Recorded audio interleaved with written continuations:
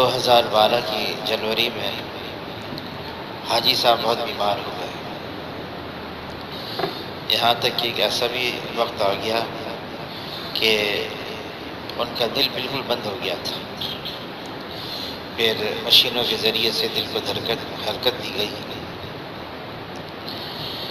لیکن اللہ کا فضل، اللہ نے احسان فرمایا کہ حاجی صاحب اس بیماری سے بالکل ٹھیک ہو گئے۔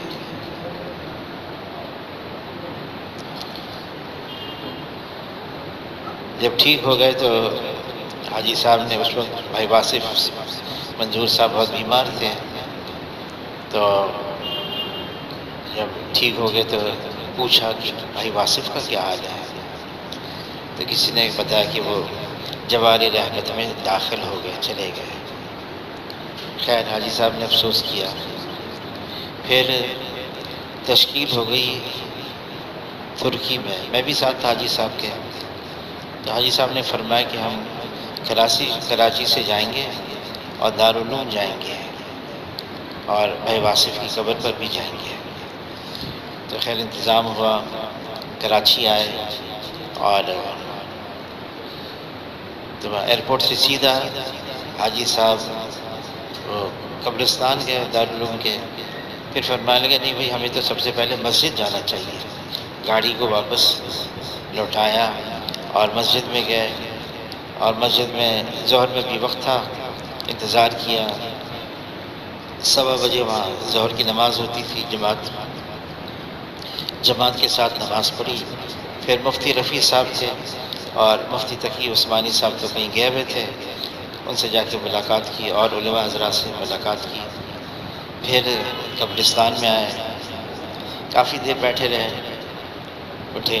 اب گاڑی میں ہی تھے تو میں نے پوچھا کہ قبرستان میں آپ نے جو قبر پر گئے تو آپ کو کچھ محسوس ہوا؟ کیا محسوس ہوا آپ کو؟ فرمانے لگے میرے شان مجھے کیا پتہ چلے گا، مجھے تو کچھ پتہ ہی نہیں چلتا ہے، میں تو خود لوگوں سے پوچھتا ہوں کہ بھائی ان قبر والوں کا کیا حال ہے، کوئی مکاشفہ ہو، کوئی کشف ہو کسی کو، تو میں تو ان کا سہارا لیتا ہوں، مجھے تو کچھ پتہ ہی نہیں چلتا ہے، اور مجھے واقعی کچھ پتہ نہیں چلا۔ بہرحال لیکن حاجی صاحب کے اندر تواضع، کچھ ہوتا بھی تھا تو ظاہر ہی نہیں کرتے تھے، عام آدمی کی طرح رہتے تھے۔ کسی نے اتنا کہہ دیا مشورے میں، حاجی صاحب تو اندر کمرے میں تھے، مشورے کی آواز کمرے میں جاتی تھی، تو کسی نے کہا کہ پچھلی دفعہ جو مشورہ ہوا بہت جلدی میں ہوا اور دعا بھی ہو گئی اور حاجی صاحب کو اطلاع بھی نہیں کی، اور حاجی صاحب بہت محسوس کر رہے تھے کہ مجھے بتایا کیوں نہیں، اور مشورہ پورا ہو گیا۔ حاجی صاحب اندر سن رہے تھے۔ بہرحال حاجی صاحب سے ملاقات کے لیے گئے تو حاجی صاحب نے فرمایا کہ میری طرف سے یہ کیسے بات کہہ دی، میں کون ہوتا ہوں کوئی بات محسوس کرنے کے لیے، میری کیا حیثیت ہے، میں کیا چیز ہوں کہ جو میں محسوس کروں گا؟ میں نے کوئی محسوس نہیں کیا، آپ حضرات جو ہے نا مشورہ کرتے ہیں ماشاءاللہ۔ پھر جب آئرلینڈ سے واپس آئے، کارگزاری سنائی، تو حاجی صاحب فرمانے لگے بھائی تم لوگ تو اللہ کے راستے میں پھر رہے ہو اور میں یہاں پر بستر پر ہوں، اور میں یہاں پر صرف کوئی بات آتی ہے تو میں سن لیتا ہوں اور کارگزاری بھی سن لیتا ہوں، لیکن تم لوگ پھر رہے ہو، اور کاش کہ میں بھی اللہ کے راستے میں پھرنے والا ہوتا تم لوگوں کی طرح۔ حاجی صاحب ایک بات فرماتے تھے کہ آدمی چھوٹا بن کر رہے اور اس میں اس کی بڑی ترقی ہے۔ جو چھوٹا بن کر رہتا ہے اس کی کوئی طلب نہیں ہوتی کہ لوگ میری عزت کریں، لوگ میری تعظیم کریں اور لوگ میری بات کو سنیں۔ حاجی صاحب فرماتے تھے کہ اس راستے میں ترقی اس کے لیے ہے جو اپنی حیثیت کو مٹاتا چلا جائے، بلکہ یہاں تک فرماتے تھے آدمی بے نفس ہو جائے، کوئی اپنا تقاضا ہی نہ ہو، اپنی ذات کا کوئی تقاضا ہی نہ ہو، بے نفس ہو جائے۔ اور وہ بات جو فضائل اعمال میں لکھی ہوئی ہے، اپنے آپ کو مردوں میں شمار کر زندوں میں سمجھ ہی نہیں، تو پھر نہ کسی بات کی خوشی ہے نہ کسی بات کا رنج ہے۔ اپنے آپ کو مردوں میں شمار کرو، زندوں میں سمجھو ہی نہیں اپنے آپ کو۔ پھر حاجی صاحب فرمانے لگے کہ مولانا یوسف صاحب رحمۃ اللہ علیہ فرماتے تھے کہ یہ آدمی کام کرتے کرتے کرتے جب اس کی اونچ نیچ سے واقف ہو جاتا ہے، تجربے کار بن جاتا ہے، تو پھر وہ اپنے ہی ذہن میں اپنا ایک مقام بنا لیتا ہے۔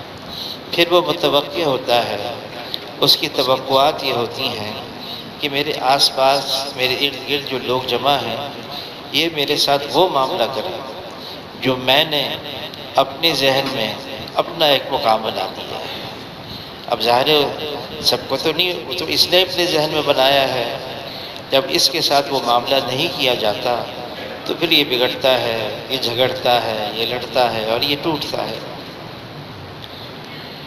آدمی جتنا ترقی کرتا رہے گا اس راستے میں، فرمایا جتنی اللہ کی معرفت کھلتی چلی جائے گی، جتنی اللہ کو ہم اللہ سمجھ کر پہچان کر اور اللہ کی مان کر زندگی گزاریں گے، اتنی آدمی کے اندر عاجزی اور انکساری ہوگی۔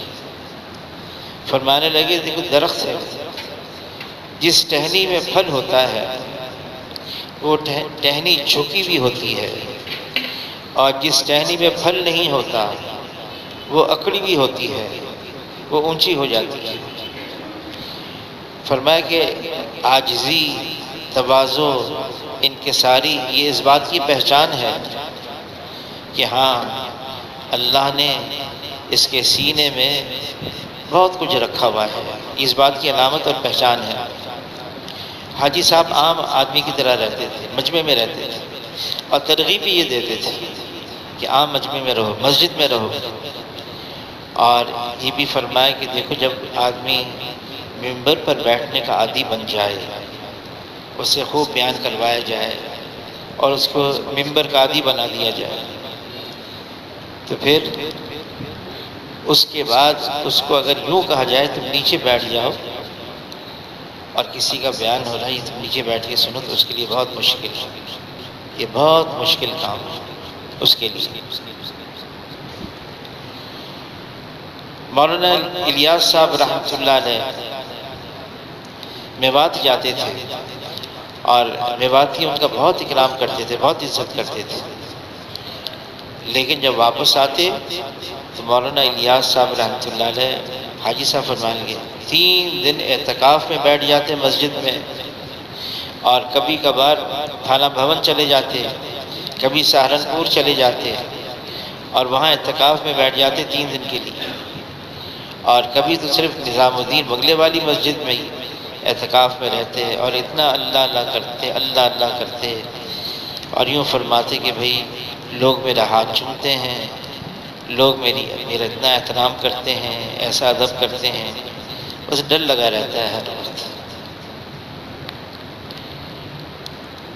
مولانا یوسف صاحب رحمۃ اللہ علیہ کے ملفوظات میں ہے کہ اللہ تعالیٰ نے قرآن پاک کو سورہ فاتحہ کے بعد الف لام میم سے شروع کیا ہے، الف لام میم ذالک الکتاب لا ریب فیہ، اور الف لام میم یہ حروف مقطعات ہیں، اور اس کا کیا مطلب ہے؟ اللہ عالم بمرادہ، اللہ ہی اس کا مطلب جانتے ہیں۔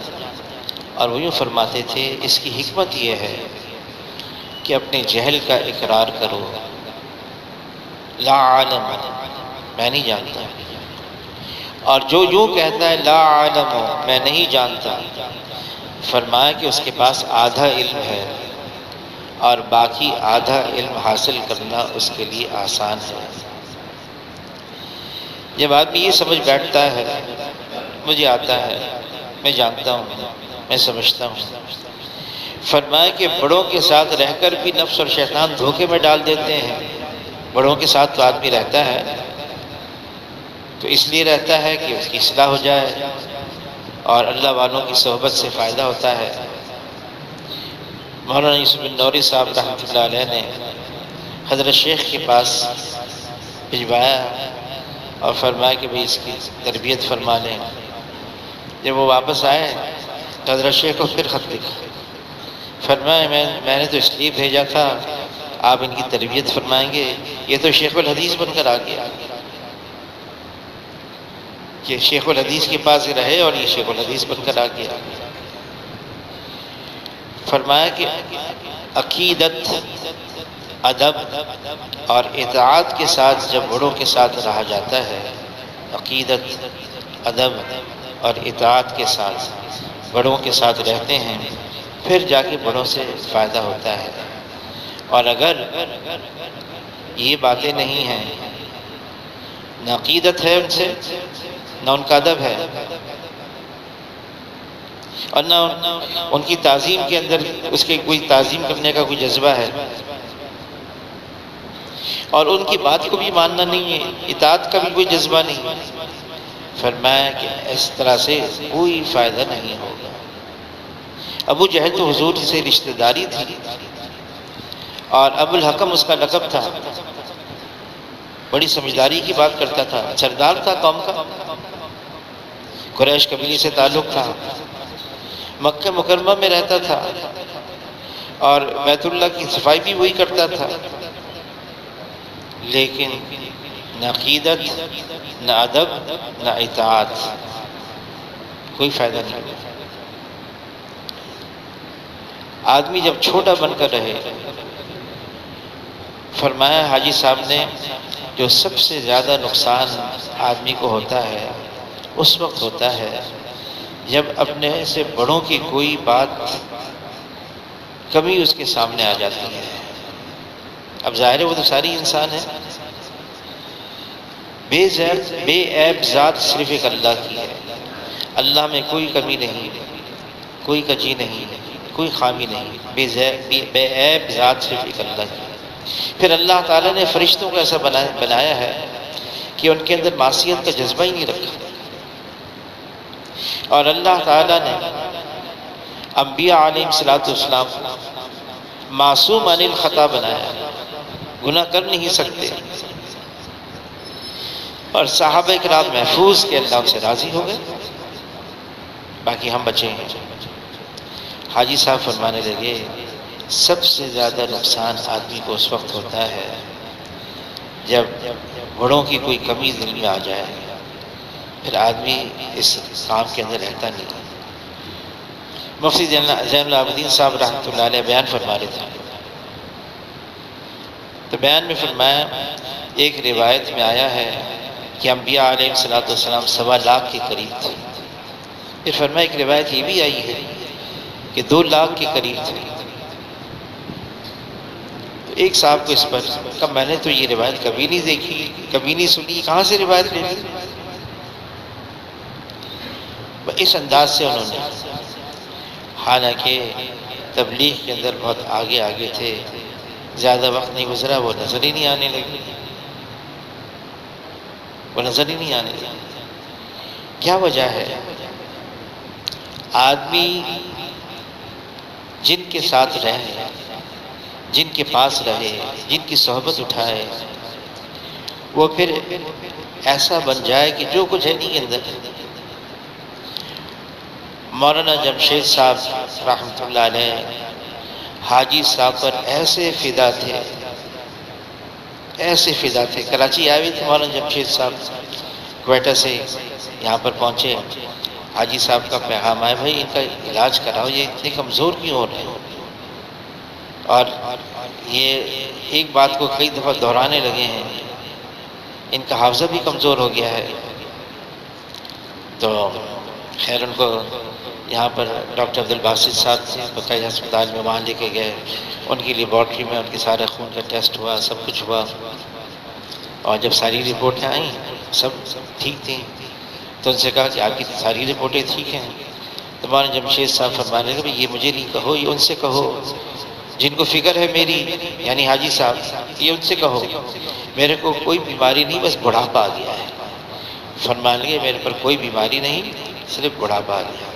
لیکن حاجی صاحب کی بات پر، کوئٹہ سے آئے، گرمی کا زمانہ، پسینوں میں، اور ابھی رائے کے اسٹیشن پر ہی پہنچے ہیں، حاجی صاحب کا پیغام آ گیا کہ یہاں سے وہاں جانا ہے، دوسری جگہ جانا ہے۔ نہ آؤ دیکھا نہ تاؤ دیکھا، حاجی صاحب نے فرما دیا اب جانا ہے، حاجی صاحب نے فرما دیا اب جانا ہے۔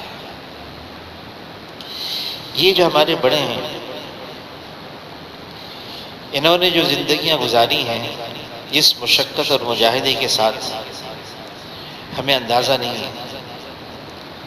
جب رائے گنج میں جب جاتے تھے شروع میں، جب پہلی دفعہ گیا 69 میں، کوئی پنکھا نہیں، ایک بلب جلتا تھا بیچ میں بس، اور مشکل سے اس کی روشنی ہوتی تھی، اسی روشنی میں ہم قرآن کی تلاوت کرتے تھے رات کو۔ اور وہاں پر پینے کے لیے مٹکے میں پانی ہوتا تھا، کنویں کا پانی ہوتا تھا کھارا، باہر کوئی ہوٹلیں نہیں تھی، اور دسترخوان بچھتا تھا، تو دسترخوان کو کچھ دیر کے لیے اس کی جو بھاپ ہوتی تھی وہ نکل جائے، پھر بعد میں اس کے پر دسترخوان پر آتی تھی۔ پھر ٹین کے ڈبے تھے ڈالڈا کے زنگ آلود، اس میں پانی ہوتا تھا پینے کے لیے، اور روٹی اتنی موٹی کئی جگہ سے کچی ہوتی تھی، اور سالن بالکل پانی کی طرح۔ کبھی کبھار اس سالن میں چنے کی دال کا کوئی دانہ نکل آتا تھا، جس کو نکل آتا تھا وہ بڑا خوش ہوتا تھا، دکھاتا تھا، جو ساتھ بیٹھے ہوتے تھے کہ بھئی آج یہ چنے کی دال کا دانہ نکل آیا ہے۔ جو مشقتیں اٹھائی انہوں نے۔ پھر حاجی صاحب صرف اپنے لیے نہیں، اوروں کو بھی ترغیب دیتے تھے، نہیں بھائی مشقت اٹھاؤ، ہمارے کام کی بنیاد قربانی ہے، مشقت ہے۔ مولانا یوسف صاحب رحمۃ اللہ علیہ جب پاکستان آئے، بلال پارک میں شب جمعہ تھی، بیان فرمایا لاہور میں۔ بیان کے بعد تشکیل ہو گئی، سارا کام مکمل ہو گیا تو گر گئے۔ تو بھائی شفیع قریشی صاحب رحمۃ اللہ علیہ، ان کی گاڑی بڑی تھی، اپنی گاڑی میں بٹھایا، تو مولانا یوسف صاحب پوچھنے لگے بھی کہاں لے کے جا رہے ہو؟ کہا میں وہ ہسپتال لے کے جا رہا۔ کہا نہیں وہ مجھے ہسپتال نہ لے کے جاؤ، وہاں عورتیں ہوتی ہیں، وہ مجھے ہاتھ لگائیں گی، انجیکشن لگائیں گی، وہاں نہ لے کے جاؤ۔ تو اس پر شفیع صاحب رحمۃ اللہ نے فرمایا حضرت آپ بالکل اطمینان رکھیں، کوئی عورت آپ کے قریب بھی نہیں آئی ہے، بس صرف آپ کو پتہ تو چلے کہ آپ کو اتنی کمزوری ہوئی کیسے، وہ ذرا معلومات ہو جائیں گی، ڈاکٹر کو بلائیں گے، دیکھ لیں گے، اور علاج کرنا بھی یہ بھی سبب کے درجے میں ہے، دنیا دارالاسباب ہے۔ تو ان کو پیچھے لٹا دیا، اور شفیع صاحب خود گاڑی چلا رہے تھے، قریشی صاحب، تو آواز آ رہی تھی پیچھے سے، لا الہ الا اللہ، لا الہ الا اللہ، لا الہ الا اللہ محمد رسول اللہ۔ آواز آتی گئی، جب ہسپتال کے قریب پہنچے ایمرجنسی کے دروازے پر، تو آواز بہت مدھم ہو گئی تھی، اور جب اندر بھاگ کے ڈاکٹر بلایا گیا تو آواز تو بالکل بند ہو گئی تھی۔ تو ڈاکٹر نے بتایا بھئی ان کا تو انتقال ہو گیا ہے۔ صرف 48 سال اس وقت ان کی عمر تھی، اور 28 سال کی عمر میں ان پہ ساری ذمہ داری ڈالی گئی، اور کل 20 سال، اور 48 سال میں ان کا انتقال ہو گیا۔ اب جو ہے وہ کیا کریں؟ تو نظام الدین حضرت شیخ کے پاس پوچھا گیا کیا کرنا ہے، تو حضرت شیخ نے فرمایا بھائی اگر یہاں لا سکتے ہو تو یہاں لا دو سہولت کے ساتھ۔ کہ حضرت رائے پوری رحمۃ اللہ علیہ کا بھی یہاں انتقال ہوا تھا، لیکن اس زمانے کے اندر لے کے جانا ہندوستان کوئی آسان کام نہیں تھا، اور کیا کریں، کوشش کرتے، کوشش کی، اور مولانا یوسف صاحب رحمۃ اللہ علیہ ان کے جنازے کو ہندوستان پہنچا دیا، نظام الدین دہلی پہنچا دیا۔ اب دہلی کے اندر اتنا مجمع امنڈ آیا،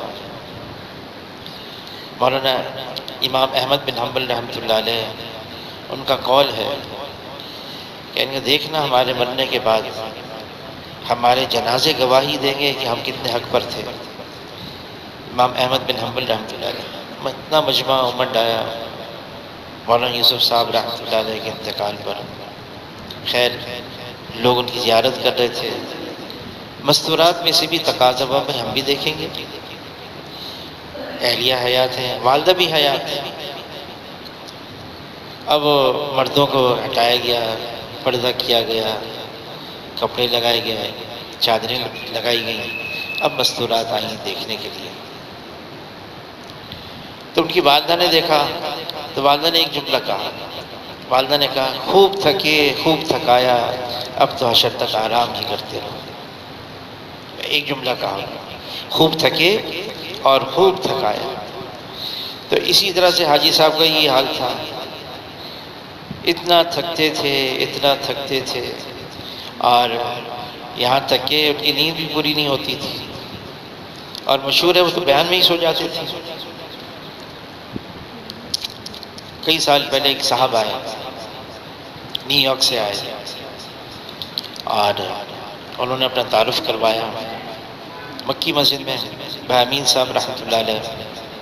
تو انہوں نے تعارف کروایا کہ میں یہ ہوں اور اس تنظیم سے بھی میرا تعلق ہے، یہودیوں کی ایک تنظیم تھی، اور میں اس تبلیغ کے بارے میں معلوم کرنا چاہتا ہوں کہ لوگ بہت ڈرے ہوئے ہیں ان سے کہ ان کے پاس ہے کیا چیز ہے کہ یہ ایک ایسا خاموش انقلاب لے کر آ رہے ہیں ساری دنیا میں، وہ ہے کیا چیز ان کے پاس۔ خیر وہ انہوں نے یہ آ کے بات کی، پھر وہ چلے گئے، انہوں نے اپنا پتہ دے دیا گزری میں، ڈیفنس میں، وہاں پر ان کا مکان۔ تو ان کا فون آ گیا کہ آپ اگر کچھ ساتھی بھیجیں تو میں ان سے کچھ سوالات کرنا چاہتا ہوں۔ تو بھائی امین صاحب رحمۃ اللہ علیہ نے مجھے اور ایک سرکاری بڑے افسر تھے اس وقت، اب تو وہ خیر وہ بھی ریٹائر ہو گئے، تو ان سے کہا کہ آپ دونوں جو ہیں ان کے گھر چلے جائیں۔ پتہ لے لیا، گاڑی میں گئے، تو جب گاڑی میں پہنچے تو وہ گھر میں اطلاع ملی وہ تو ہے نہیں، وہ تو واک کے لیے گئے۔ تو خیر ان کو فون کیا کہ بھئی ہم آپ کے گھر پہنچ گئے ہیں، آپ کو سوالات کرنے تھے۔ تو انہوں نے کہا ہاں میں آ رہا ہوں بھی، آپ وہیں کھڑے رہیں۔ اتنے میں دیکھا کہ وہ اتنی سی انہوں نے وہ چڈی پہنی ہوئی تھی اور اتنا بڑا کتا ان کے ساتھ۔ خیر وہ کہنے ابھی میں چہل قدمی کر کے آیا ہوں، خیر وہ اندر بھی بلاتا ہوں۔ یہ خیر شلوار قمیض انہوں نے پہنی اس حال میں، اور پھر ہمیں اندر بلایا۔ انہوں نے کہا کہ آپ کا منشور کیا ہے؟ تو ہمارے جو تھے صاحب میرے برابر میں جو ساتھ گئے تھے، انہوں نے 6 نمبر بیان کیے، 6 نمبر بیان کیے۔ تو انہوں نے انگریزی میں کہا ویری ان امپریسو، میں سے متاثر نہیں ہوا۔ رائے ونڈ کہاں ہے؟ تو انہوں نے بتایا وہ اس طرح سے رائے ونڈ ہے، یہ ہے ادھر۔ تو کہا میں وہاں جاؤں گا۔ اچھا ٹھیک ہے، جب آپ جائیں تو ہمیں بتا دیں۔ اب واپس آ گئے مکی مسجد۔ اب پہنچے ہی مکی مسجد، ان کا فون آ گیا کہ میں ابھی جاؤں گا رائے ونڈ۔ ابھی تو رات کو کہا 1 بجے کا میں نے جہاز کا بکنگ کروا دی، رات کے 1 بجے پہنچ جاؤں گا میں صبح 3 بجے رائے ونڈ میں ہوں گا۔ تم نے اچھا آپ کے لیے انتظام کرتے ہیں، کوئی سواری آ جائے ایئرپورٹ پر آپ کو لے کے جائے۔ تو کسی کے ذمے لگایا کہ بھائی ان کو رائے ونڈ لے کے جانا۔ تو کہنے لگے فون پہ میں راؤ عبد الوہاب صاحب سے بھی ملنا چاہتا ہوں۔ تو ہم تو ایسا نام لیں گے، حاجی صاحب کا نہیں لیتے تھے، راؤ عبد الوہاب۔ خیر انہوں نے یہ نام لیا، خیر چلے گئے۔ گرمیوں کا زمانہ تھا اور 3:20 پہ فجر کی اذان ہوتی تھی۔ صاحب ہم نے کہا ہم نے کارگزاری بعد میں بتائی، انہوں نے بعد میں کارگزاری سنائی کہ اس وقت اذان ہو رہی تھی فجر کی جب ہم رائے ونڈ پہنچے، اور لوگ اپنی قمیض اتار کے لنگی میں اور وہاں سوئے ہوئے تھے۔ اذان ہوئی تو لوگ اٹھنے لگے۔ تو یہ سارا منظر دیکھیں یہ کیا ہو رہا ہے یہاں پر، یہ کون کیا ہے؟ یہ تو یہاں سو رہے تھے، اذان ہو گئی اب اٹھیں، اب یہ اپنا ضروریات سے فارغ ہوں گے، وضو کریں گے، کہ پھر کیا ہوگا کہ پھر نماز ہوگی۔ تو ان کو وہاں پر نماز کے لیے فجر کی نماز ہوئی، جماعت ہوئی، حاجی صاحب نے بیان شروع کیا۔ اب یہ ادھر ادھر دیکھیں، وہ دیکھا وہ مجمع رات مختصر مجمع سونے لگا، سو رہا ہے، اب بات بھی ہو رہی ہے اور بات بھی وہ کچھ سمجھ میں نہیں آ رہی تھی کیا بات کر رہی ہے۔ خیر مجمع بھی سو رہا ہے. تھوڑی دیر کے بعد انہوں نے دیکھا جو بیان کرنے والا وہ بھی سو گیا. اتنے حیران ہو گئے یہ کیا ہے، بیان کرنے والا بھی سو گیا اور سامنے جو مجمع بیٹھا یہ بھی سو رہا ہے. خیر وہ تو پہلی ویسی انہوں نے کہا تھا، واپس آ گئے. پھر فون کیا بھائی امین صاحب رحمۃ اللہ علیہ، وہی جماعت چلی جائے بھی گیا. کہ مجھے تو کچھ سمجھ بھی نہیں آئی. کہ وہاں گیا تو بیان کرنے والا بھی سو رہا تھا، جہاں سامنے جو بیان سنے وہ بھی سو رہے تھے، اور بیان کیا ہو رہا تھا وہ بھی مجھے سمجھ بھی نہیں آئی. لیکن میں حیران ہوں کہ اتنے ہم خائف کیوں ہیں آپ لوگوں سے، اتنے ڈرے ہوئے کیوں ہیں آپ لوگوں سے، آپ کے پاس تو کچھ بھی نہیں ہے. بہرحال وہ واپس چلے گئے.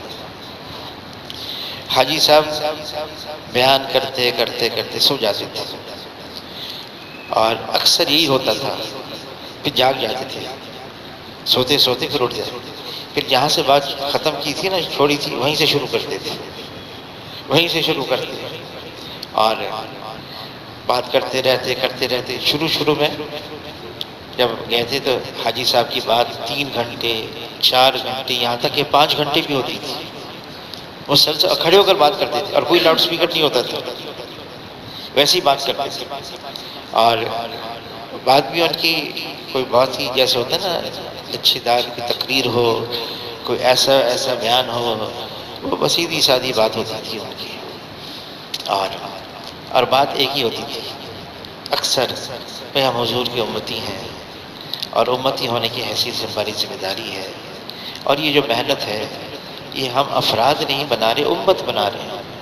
افراد نہیں بنا رہے، امت بنا رہے ہیں.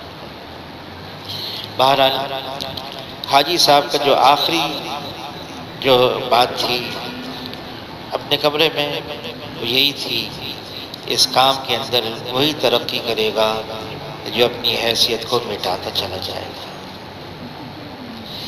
جس نے اپنی حیثیت قائم کر لی وہ کبھی بھی ترقی نہیں کر سکتا. فرمایا یہ کام ہے، ہمیں اپنی ذات کے ساتھ تعلق نہیں جوڑنا ہے لوگوں کا، بلکہ ہمیں لوگوں کا تو اس کام سے تعلق جوڑنا ہے، اس کام سے لوگوں کا تعلق جوڑنا ہے. فرمایا کہ جو کہے گا، جو یوں کہے گا کہ میں مجھے بڑا مانو، فرمایا یوں سمجھ لو اس سے ضرور کوئی نہ کوئی لغزش ہو، کوئی کوتاہی ہو گئی، اس سے کوئی گناہ ہو گیا جس کی وجہ سے وہ یہاں تک پہنچ گیا. کہنے کہ یہ تو صحابہ اکرام اتنے اونچے تھے، اتنی مقدس ہستیاں، بلکہ انبیاء علیہ السلام کے بعد اگر رتبہ کسی کا ہے تو وہ تو صحابہ اکرام کا ہے، اور امت میں سب سے افضل ترین امت کے اندر وہ صحابہ ہیں. اور بعد کے سارے غوث، کتب، ابدال، ولی اللہ سب کو جمع کیا جائے، اور سب کو جمع کرنے کے بعد بھی ایک صحابی کیا، ایک صحابی کے بدن کے ایک بال کی برابری بھی وہ کر نہیں سکتے. صحابہ کا اتنا اونچا درجہ. لیکن ایک تابعی فرماتے ہیں میں اتنے صحابہ سے ملا ہوں، اتنے اور ان سب کو اپنے اوپر نفاق کا ڈر گزرا ہے، نفاق کا ڈر گزرا. کتنی اونچی ہستیاں، ابو بکر رضی اللہ تعالیٰ عنہ، جن کے بارے میں حضور فرما گئے جنت کے 8 دروازے ان کے لیے کھلے ہوئے ہیں. ہر جنت کے دروازے سے یہ آواز آئے گی، اے ابو بکر یہ اعزاز مجھے مل جائے کہ آپ میری جانب سے جنت میں داخل ہوں. لیکن ابو بکر ان کا حال یہ تھا، واقعی یہ حال تھا، تنکا لیتے، کاش ابو بکر یہ تنکا ہوتا، کاش میں مومن کے بدن کا بال ہوتا، کاش میں کسی درخت کا پتا ہوتا. اور ان کی یہاں کوئی بناوٹ نہیں تھی، کوئی دکھاوا نہیں تھا، کوئی تسنع نہیں تھی، جو دل میں تھا وہ ان کی زبان پر تھا. اور اجماع امت ہے کہ انبیاء کے بعد اگر درجہ ہے تو ابو بکر رضی اللہ تعالیٰ. لیکن اپنی حیثیت کو مٹایا ہوا تھا. روتے تھے میرا آخرت میں بنے گا کیا؟ عمر رضی اللہ تعالیٰ مشہور ہے جس راستے سے گزر جائیں شیطان ہمت نہیں کرتا تھا اس راستے سے گزرنے کی، لیکن رات کو ابو عمر رضی اللہ تعالیٰ رو رہے ہیں اور کیا کہنے، کاش میری ماں نے مجھے جنا ہی نہ ہوا ہوتا۔ واقعی ان کی دل کی آواز تھی، میں تو کچھ بھی نہیں۔ کسی نے کہہ دیا، اے عمر تمہاری وجہ سے دین چمک گیا۔ فرمایا نہیں، یہ دین ہے جس کی وجہ سے عمر چمکا ہے۔ کسی نے کہا حاجی صاحب سے کہ فلاں صاحب بہت مشہور ہو گئے ہیں، بہت مشہور ہو گئے ہیں، ہر ایک کے پاس چلے جاتے، بڑے بڑے لوگ ان کو بلاتے ہیں۔ حاجی صاحب نے فرمایا مشہور ہونا اور بات ہے، مقبول ہونا اور بات ہے۔ فرمایا جو مقبول ہو جاتا ہے وہ ہر کام سنت کے مطابق کرتا ہے، وہ ہر کام شریعت کے مطابق کرتا ہے، اور اگر اس سے کوئی غلطی ہو بھی جاتی ہے پھر دوبارہ اس کو نہیں دہراتا ہے۔ یہ حاجی صاحب نے فرمایا۔ اور فرمایا جو مشہور ہو جاتا ہے تو پھر سنت کیا شریعت کیا، پھر تو اسی میں مبتلا ہو جاتا ہے۔ فرمایا کہ ہمیں تو یہ کام کرنا ہے اور صفات قبولیت کے ساتھ کرنا ہے۔ فرمایا صفات قبولیت کے ساتھ، ایک تو یہ ہے کہ تلاوت کر رہے ہیں، کر رہے ہیں، ذکر کر رہے ہیں، ذکر کر رہے ہیں، لیکن کیا واقعی ہمارا یہ حال بن گیا ہے کہ ہم صفات کے ساتھ یہ سارے اعمال کر رہے ہیں؟ نماز پڑھ رہے ہیں، اللہ کے سامنے حاضری ہے، کتنا اس کا استحضار ہے۔ اکرمہ جب قرآن کھولتے ہیں، ہذا کلام ربی، ہذا کلام ربی، یہ میرے رب کا کلام ہے، یہ میرے رب کا کلام، بے ہوش ہو جاتے ہیں، عجیب حال ہو جاتا ہے۔ تسبیح پڑھ رہے ہیں ہم، تسبیح سبحان اللہ، الحمدللہ، لا الہ الا اللہ، اللہ اکبر، یہ خیال تک نہیں آتا کہ ہم اللہ کا نام لے رہے ہیں، یہ خیال تک نہیں آتا۔ حالانکہ جناب رسول اللہ صلی اللہ علیہ وسلم ہمیں کیا فرما رہے ہیں امت کو؟ ان تعبد اللہ کأنک تراہ فإن لم تکن تراہ فإنہ یراک۔ ایسی عبادت کرو اللہ کی جیسے تم اللہ کو دیکھ رہے ہو، ان آنکھوں سے دیکھ رہے ہو، ایسی عبادت کرو اللہ کی۔ اور اگر یہ کیفیت نہیں بنا سکتے، اللہ تو تمہیں دیکھ رہے ہو۔ ایک صاحب کہنے لگے کہ بس ایسی بد نظری ہو گئی ہے مجھے، پھر وہ مجھے میسج کرتے رہے، یہ ہو گیا، یہ ہو گیا۔ تھوڑی دیر کے بعد میں نے دیکھا وہ میسج ڈیلیٹ ہو گیا، ڈیلیٹ ہو گیا۔ تو میں نے ان سے پوچھا کہ یہ کیسے آپ ڈیلیٹ کر دیتے ہیں میرے پاس؟ یعنی کہ آپ کے بہت سارے مرید ہیں نا، سب دیکھتے رہتے ہیں آپ کے موبائل کو، اس لیے میں نے کہا کسی کو یہ بات نہ پتہ چل جائے، ڈیلیٹ کر دیا۔ تو میں نے کہا لیکن اللہ بھی تو دیکھ رہا ہے، اس کا کیا ہوگا؟ وہ بھی تو ڈیلیٹ کرنا ہے۔ پھر بعد میں اس کا پیغام آیا کہ میں روزانہ صلاۃ التوبہ پڑھ رہا ہوں، کہ ان گناہوں کو ڈیلیٹ کرنے کے لیے بھی تو طریقہ بتا دیا ہمیں، توبہ کرنا، استغفار کرنا، اللہ سے معافی مانگنا۔ تو میں صلاۃ التوبہ آج کل روز پڑھ رہا ہوں، اللہ سے معافی مانگنا۔ ایسی عبادت کرو جیسے تم ان آنکھوں سے اللہ کو دیکھ رہے ہو، اپنی کیفیت ایسی بناؤ، اللہ کا استحضار ہو جائے، اتنا اللہ اللہ کرو۔ حاجی صاحب جب سب سے آخر میں 2 اجتماعات کے درمیان میں جمعرات کا دن تھا، آئے وہاں پر حویلی میں اور بات فرمانے لگے، پھر یہ فرمایا آخر میں اتنا اللہ اللہ اللہ کرو کہ اللہ کا استحضار ہو جائے۔ اور پھر وہاں سے سیدھا ہسپتال چلے گئے۔ پھر وہاں تو پھر ان کا حال ہی ہو گیا تھا۔ ڈینگی ہو گیا تھا ان کو، بس خون ناک سے ہونٹوں سے ہر جگہ سے رس رہا تھا ان کا بہرحال۔ تو حاجی صاحب نے فرمایا کہ اللہ کا استظہار ہو جائے، کیونکہ یہی وہ چیز ہے، یہی وہ دولت ہے، اللہ کا استظہار، جو آدمی کو حرام کردہ چیزوں سے روک سکتی ہے۔ اس کے علاوہ کوئی اور چیز نہیں، کوئی اور چیز نہیں۔ عرض کیا اللہ کے رسول، صاحب تقوی متقی پرہیزگار میں کیسے بنوں گا؟ فرمایا کہ اللہ کی حرام کردہ چیزوں سے اپنے آپ کو روک لو، سب سے زیادہ متقی بن جاؤ گے۔ گناہوں سے بچنا سب سے بڑا تقوی ہے، گناہوں سے بچنا سب سے بڑا تقوی۔ اللہ کا استحضار ہو جائے، اور واقعی صحابہ کرام کا ایسا ہو گیا تھا کہ علی رضی اللہ تعالیٰ عنہ فرماتے ہیں اگر میرے اور اللہ کے درمیان کے پردوں کو ہٹا دیا جائے تو میرے ایمان میں ذرے برابر کا اضافہ ہو، میں تو اب بھی ایسا ہوں جیسے ان آنکھوں سے اللہ کو دیکھ رہا۔ اور واقعی ان کا یہ حال بن گیا تھا، واقعی حقیقتاً ان کا یہ حال بن گیا تھا۔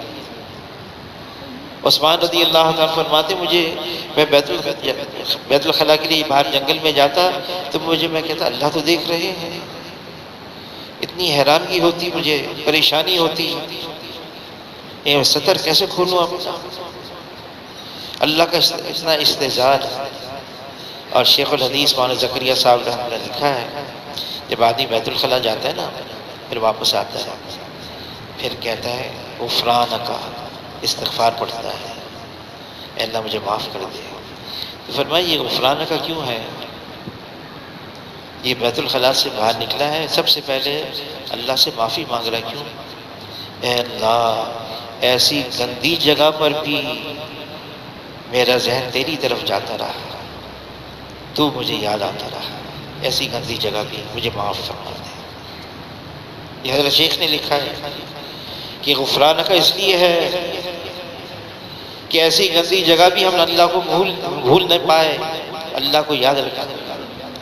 ہمارا تو یہ حال ہے، نماز پوری ہو گئی، واپس بھی چلے گئے، ایک دفعہ بھی اللہ کا خیال نہیں ہے۔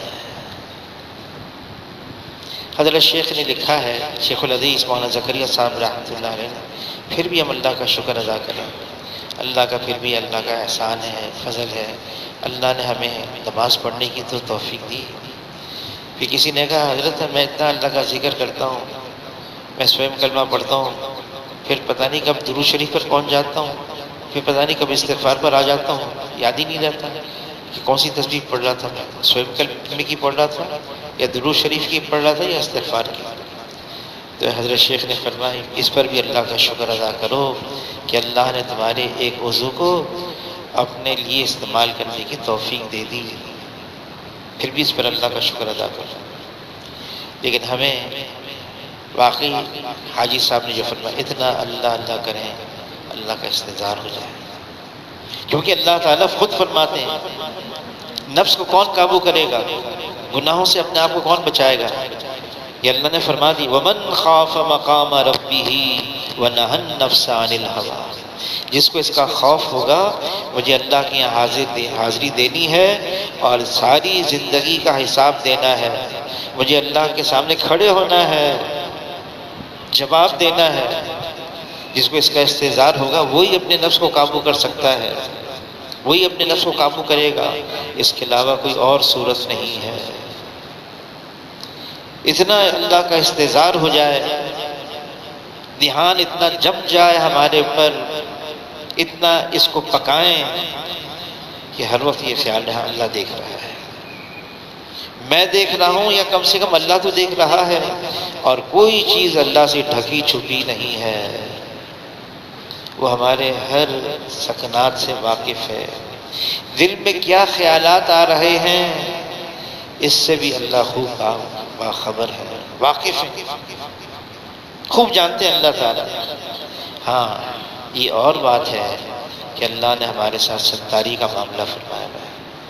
مولانا یوسف لدھیانوی صاحب رحمۃ اللہ علیہ فرمانے لگے اگر گناہوں کی بدبو ہوتی جس کو ہم سونگھ سکتے اور ہے گناہوں کی بدبو، فرمایا جب جھوٹ انسان بولتا ہے رحمت کا فرشتہ 1 میل دور اس بدبو کی وجہ سے بھاگ جاتا ہے، دور چلا جاتا ہے۔ تو گناہوں کی بدبو ہے لیکن ہم سونگ نہیں سکتے، اگر سونگ سکتے نا تو فرمایا پھر کوئی ہمارے اطراف میں نہیں بیٹھ سکتا تھا، کوئی ہمارے اطراف میں نہیں بیٹھ سکتا تھا۔ وہ تو اللہ نے